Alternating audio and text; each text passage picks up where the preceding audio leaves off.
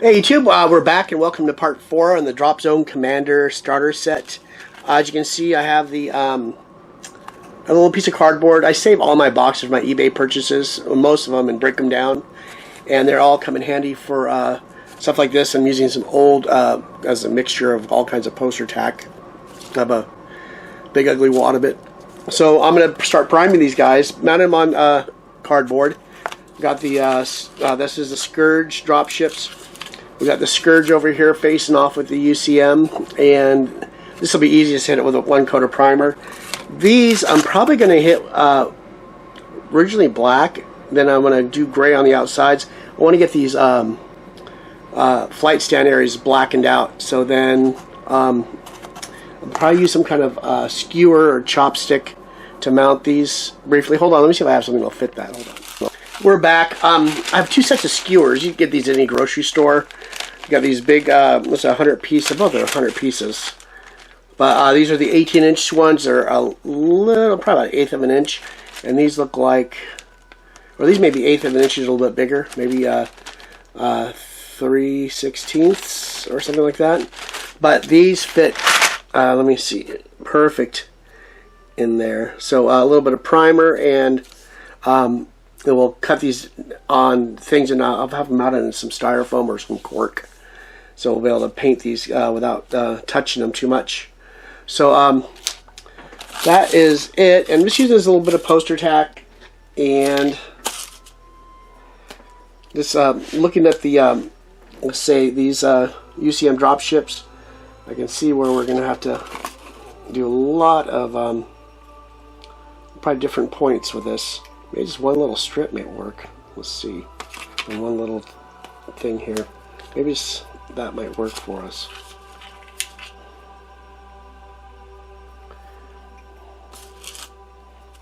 Yeah, perfect. And just lay that down like that. We can do the other 2 real quick.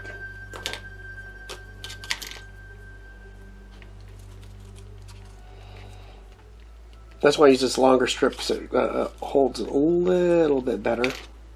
And it's a little piece up here is all you need.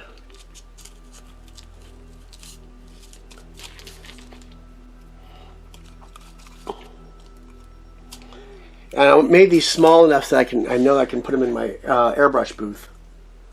I didn't want to waste any time having to take them downstairs or anything. I want to be able to do everything up in the studio here. And excuse my voice. I know it's always hammered off and on. We have a huge 50,000 acre forest fire not too far from here, and the smoke is just, it looks like we have overcast, and it's smoke, and I can feel it in my eyes and my throat. It is crazy. I think it's called the Butte Fire in Calaveras County. If you guys want to cross-reference it with your news. So I'm going to get back to get all this done. I'm not going to do this all on camera. That would be idiotic and boring. So you can see how regimented it is, and we'll just be able to throw it in the airbrush booth, spin it around, spray it, let it cure nicely. Then we're going to take them off, flip them over, then do the underside. I might just do black and gray on this, then do gray and white on the other side, because I want to, this will be all gray, obviously. A light gray. I'll use Stynylrez and do the black and gray on this, then flip it over and do a little zenithal highlighting on these to kind of help with the eye and all that and give it some pop. So thank you for joining me. We'll see you in the next section of this part. Okay, we are back real quick. I just want to do a quick sweep of everything is on a board, and hopefully it won't fall off. Yeah, I'm sorry where these UCM tanks are kind of most kind of sketchy, but everything else is pretty tight down. So we're going to bring this over the airbrush booth and start spraying. Thanks for joining me. Okay, we are back. We're going to start with the drop ships. I'll show you why. Look, we already lose a little bit of tackiness there. Okay, I'm starting with some Stynylrez. I'm going to do mostly gray and the black, and I'm using an alcohol mix. You've seen these before. I got this from Mr. Justin at Secret Weapon Miniatures. I'm fortunate enough to be in the same area he is. So when he puts classes on or brings an artist, I'm usually able to go to those classes and bounce ideas off, or get ideas from him and techniques. And here is my mixes. This stuff is extremely thick. I thin it down with that, and I use one of these dollar store cheap brushes to mix it with. And this is kind of how I go for my, I don't know if I can get this down in here. Okay, you see how I had someone ask me about what I know my mix is. See when I kind of swirl it around the cup and put it up on the edge and pull it down? See how it kind of slowly goes down, and it's leaves a translucent kind of a glaze. That's when I know it's been mixed good enough. Let me clean this brush again before I jam it in this gray. And the gray is the same way. Just kind of give it a good stir. That water I put in a 1 ounce dropper bottle so I can control the amount. So I can see if I can get in there, then pull, and that might be a little. No, it's maybe a little too thick. You see what I mean there? It's still the opacities, but it's coming down slowly. Well, so we're going to try to work with that still. But somewhere in between those two viscosities is what I like to work with any kind of paint or primer. Let me show you something real quick with.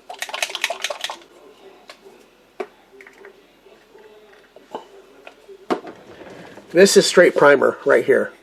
And you can see it is like ketchup. So that's you can't put that through an airbrush. Maybe if you ran it up to like 50 or 60 pounds with a 0.5 or 0.7 needle. But that is crazy, crazy thick. This stuff is awesome primer, but you have to work with it correctly. It's not just throw it in the airbrush and go spray away with it. It will not work. I was so frustrated. I hated it. I thought it was the worst stuff on the earth. And then I had a conversation with Chung from Warm Game Consortium, who he's really involved with Badger, explained to me how you really use this stuff. And there's not really instructions on how to do it. This is just very good. This stuff is rock solid once it goes on. And I'm running, about 25 pounds. And this is how beautiful that goes on. That is gorgeous layering and smooth. I'm probably running about a little over 6 inches away from the model.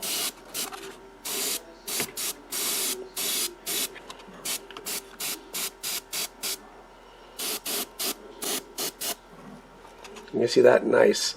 Let me adjust this camera a little bit to get more of a feel in here. Oops, I went the wrong way with that. Okay,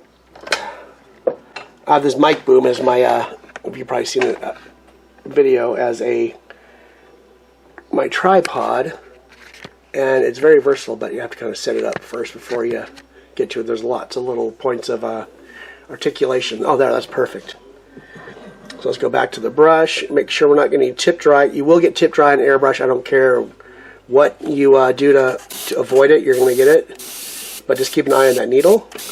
And we run, I'm not running that much paint through it. When I get through this, I'm probably going to rinse this whole brush out again. This saves a lot of heartache and major cleaning in the meantime. Just trying to get all the surfaces that I could probably see right now, and then we'll won't be able to access this when we flip the model over later in our thing. I'm going to have to run this bend. Oh, let's get it. Hope that's not too loud, people. Shouldn't be.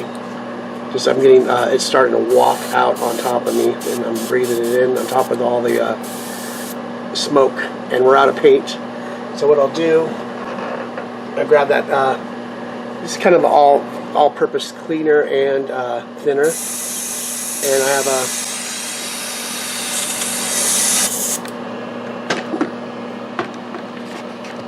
you can see right below my little homemade booth, I have my tank, and I'll let some of that sit in there. I have a bunch of old t-shirts tied to this thing, looks like a dirty rock star's microphone stand. I guess that's a good way to put it. And then we're clean again. Then let's load up the paint cup again. Not too big, and plus I didn't run too much around with water, so let's just get that out. And let's just do a little run over these again. Oops, get the camera back in spot. Okay. And a solid gray everywhere. And then we'll do the same over here.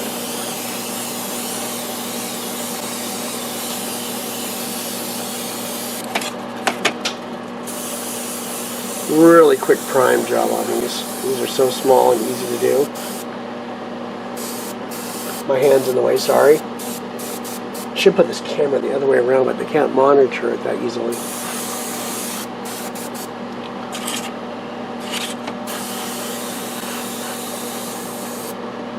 Okay, I'm not going to clean the brush this time. We're almost done with this group. But you see how this primer comes out beautifully with just thinning it correctly, and it's, you know, it's eyeball it. That's the best I could say.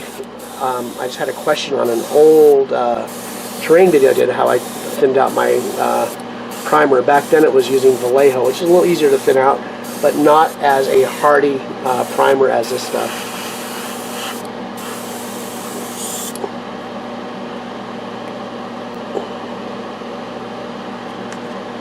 Almost done.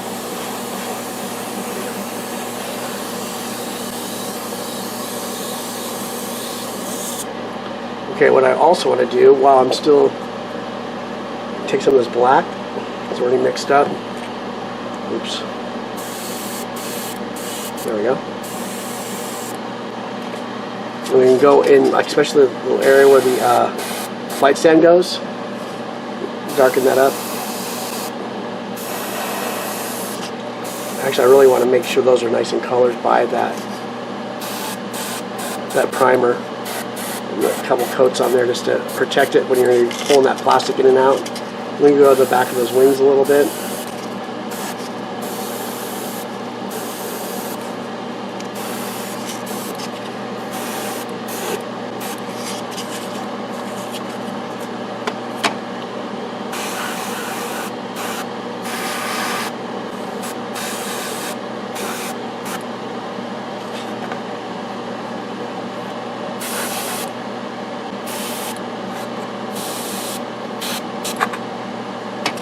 Let's have, you know, it doesn't have to be too. This is a little bit of a primer coat. I'm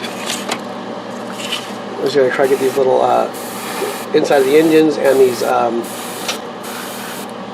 grab claws for the tanks and APCs.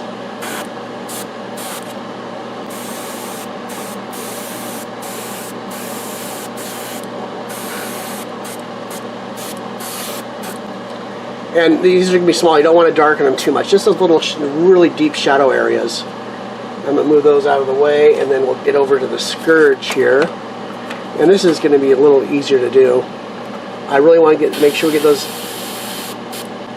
areas where the flight stands are going to go in to really protect them and get a nice coat.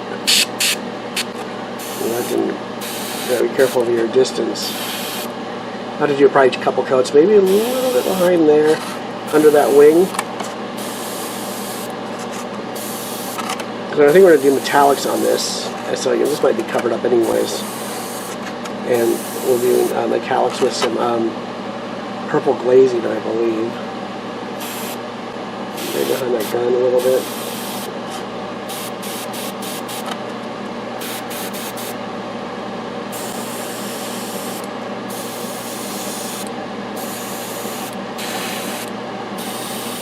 Let's get some air on there and dry it nice and dry.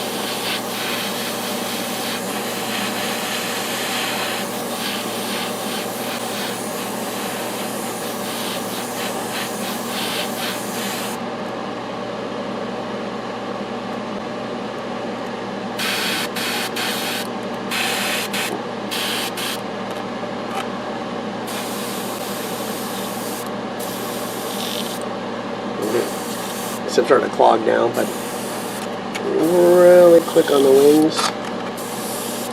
You see that? You don't want this to happen, but we're priming, so it's not that important. But I'm jamming on the trigger because we are, look at the needle, it's already clogging really bad. So let's see if I can clean it real quick. There we go. Just a little bit of a dry tip, and that's, you know, that will really hurt your flow. Let's get the back of there real quick.